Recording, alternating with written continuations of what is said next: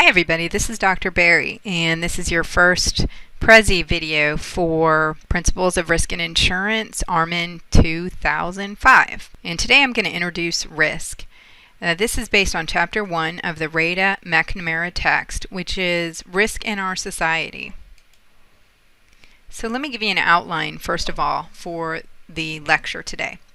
First, we're going to just define risk for the purposes of this course.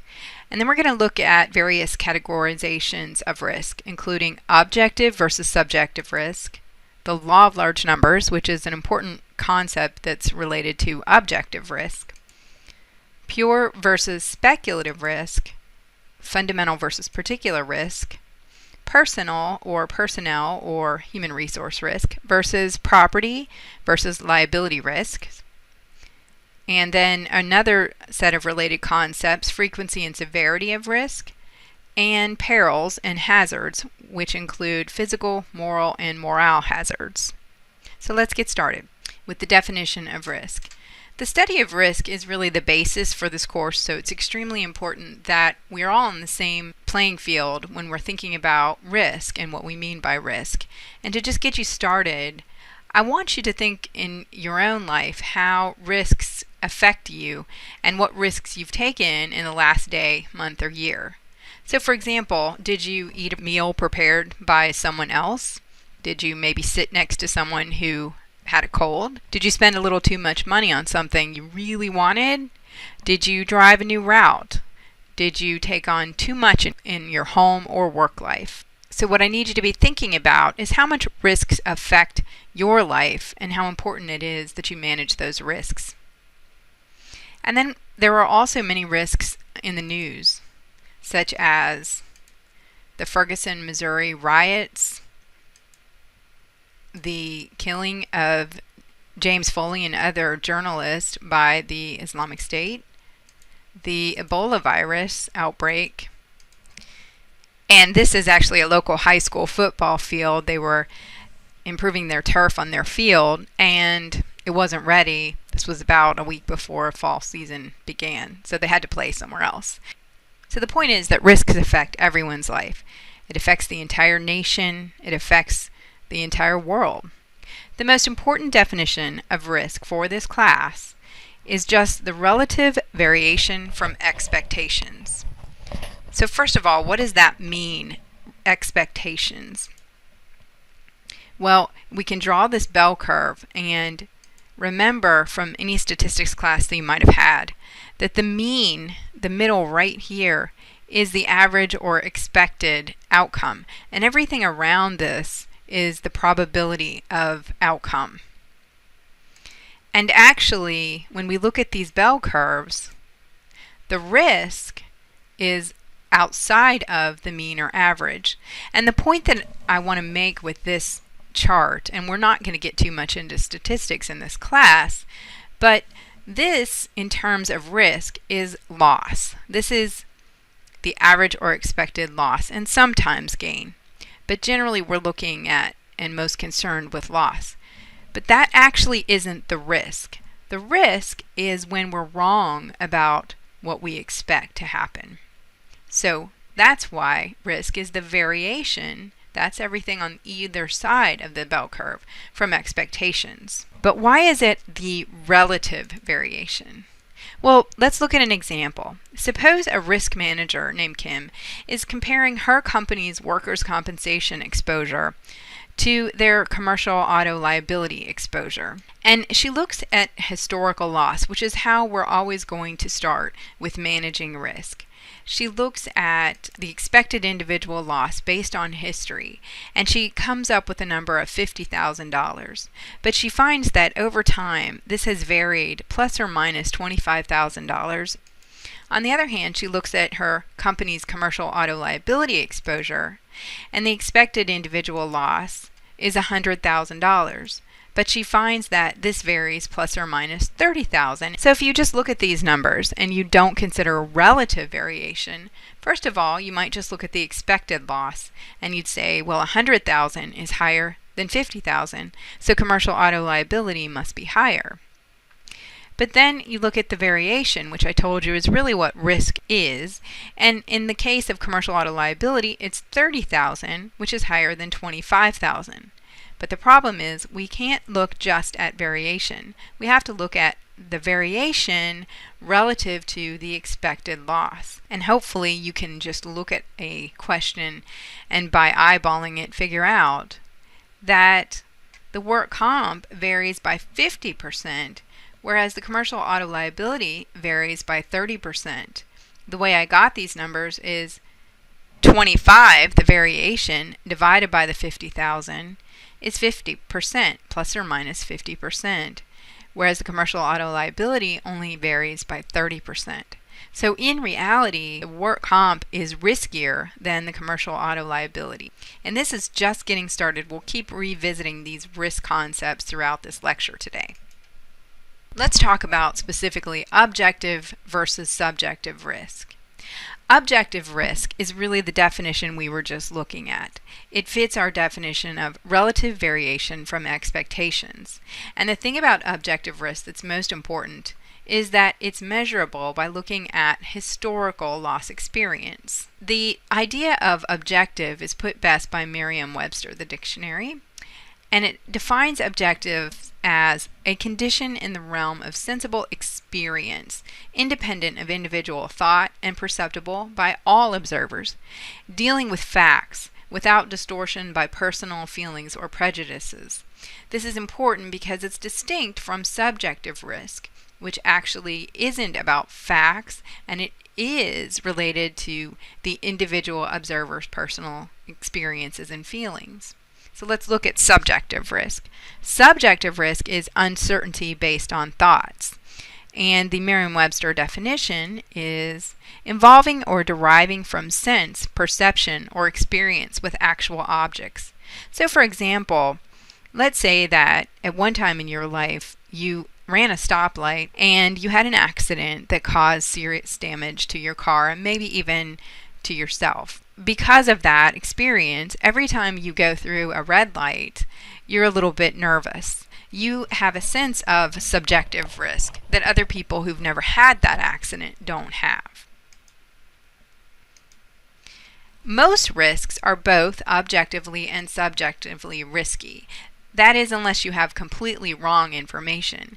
In other words, if you think there's risk in a situation, but it's really not risky, then you may have no objective risk, but actually have subjective risk.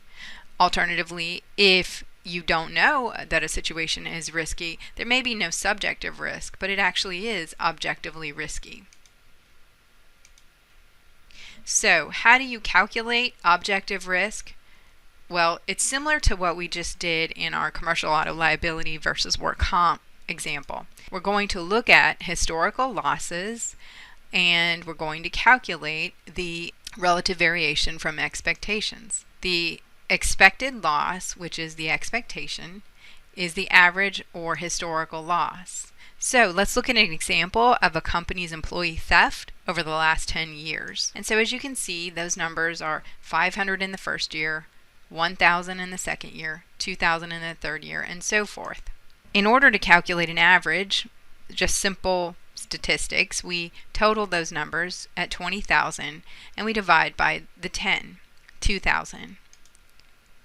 But remember that risk is the variation or standard deviation from that average or mean.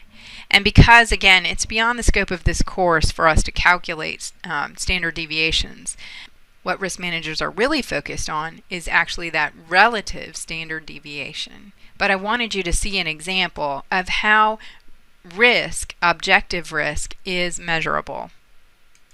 Now let's talk briefly about the law of large numbers, which is an extremely important concept for the purposes of this course. The law of large numbers says that as the number of observations or exposures to risk increases, the more the sample mean will approach the actual mean. Now there are some very practical interpretations of this law for the purposes of risk management and for insurance.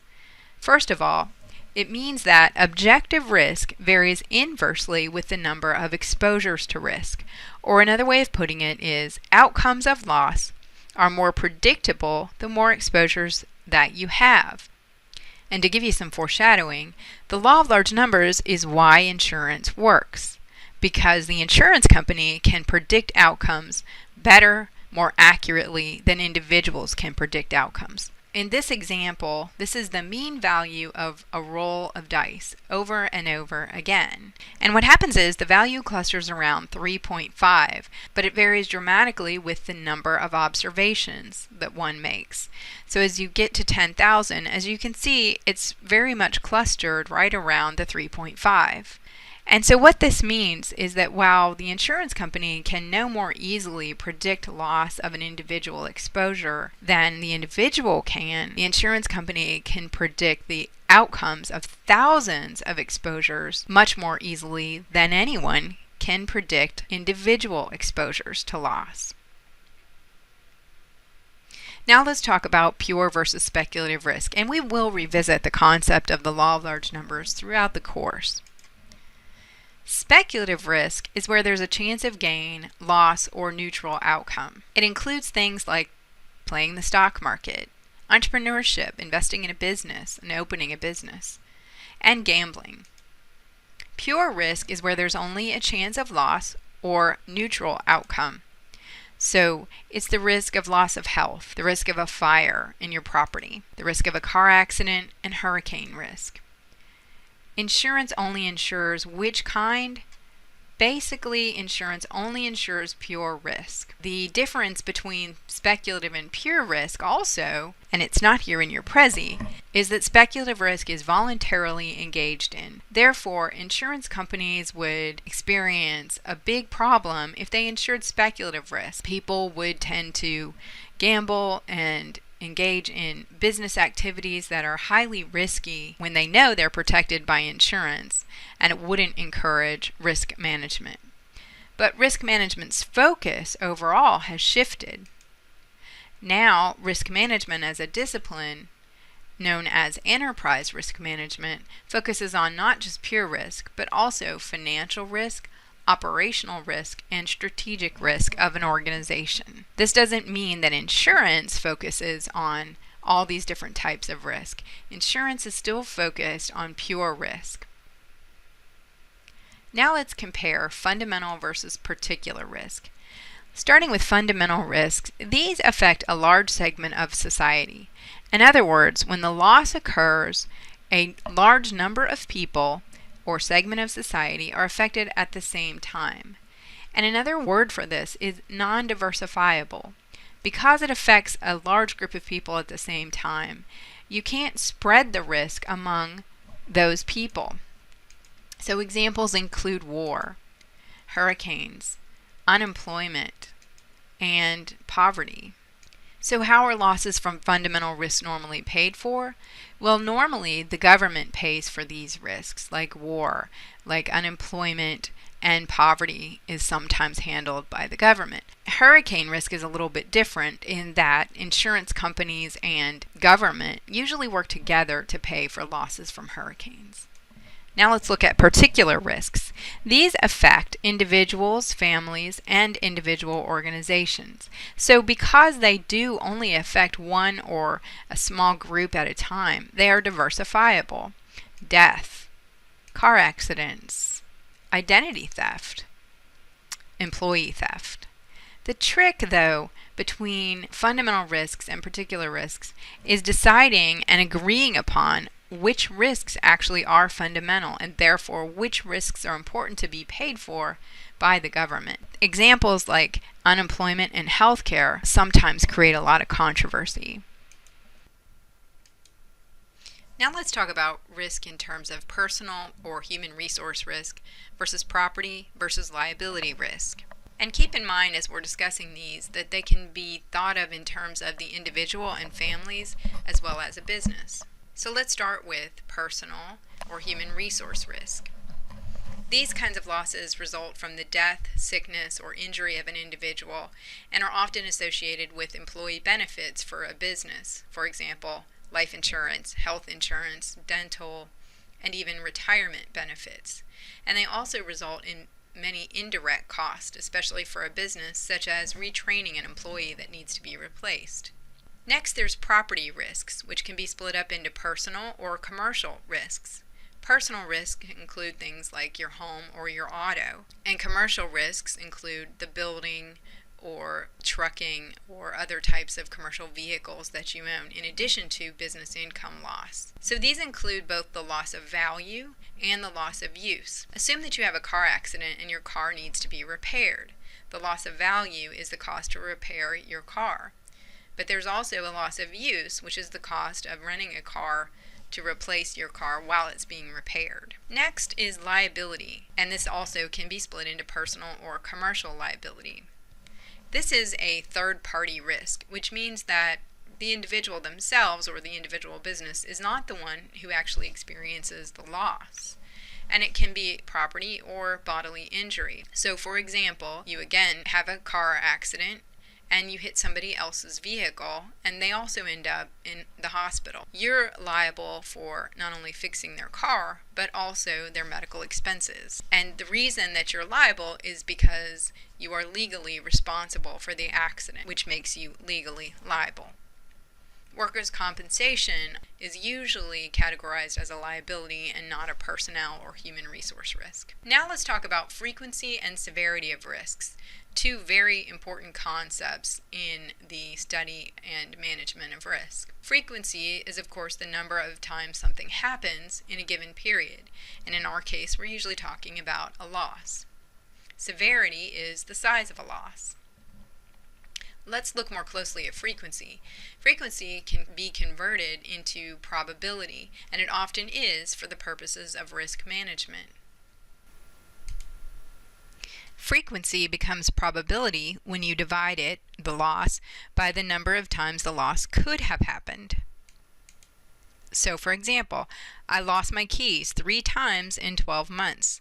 3 divided by 12 is 1/4 or 25%. That 25% is a probability, and it can be stated as there is a 25% chance I'll lose my keys in a given month. Another way of calculating probability is losses divided by exposures to loss. So, similar example, let's say I lost 2 keys out of 10 in 1 year. 2 divided by 10 equals 1/5 or 20%. So I can say that there is a 20% chance or probability I will lose 1 key in 1 year because I'm looking at a 1-year period. So you can see how frequency can be very useful in determining risk. And frequency is also the chance of loss, which I kept using the term chance instead of probability. The terms chance and probability are often used interchangeably in the risk management field. Now let's talk about a related term, which is expected loss. It turns out that frequency times severity of loss equals the expected loss. We could have calculated an objective probability, remember the term objective risk or measurable risk, of our employee theft losses by looking at the number of losses that happened in a given year and the typical severity. We might be 170% likely to have 1 loss over the year. And you find that most individual losses are $1,000. So that means that your expected loss is 1,000 times 170%, or $1,700. It might seem strange to see a number of over 100% as the probability, but when you find that historically losses tend to happen more than once in a given period, then that makes that number over 100. Let's look at another example of frequency and severity. Let's say that Bob wants to plan for a possible identity theft, so he researches statistics to find out the expected loss from identity theft. He discovers, looking at bjs.gov, that 7% of people are victims of identity theft each year. He also finds from statisticbrain.com that losses average about $5,000 in severity, losses from identity theft. And so he can calculate an expected loss, multiplying the frequency times the severity of loss. He would expect to lose $350 from identity theft in a given year. But let's think about this a little more.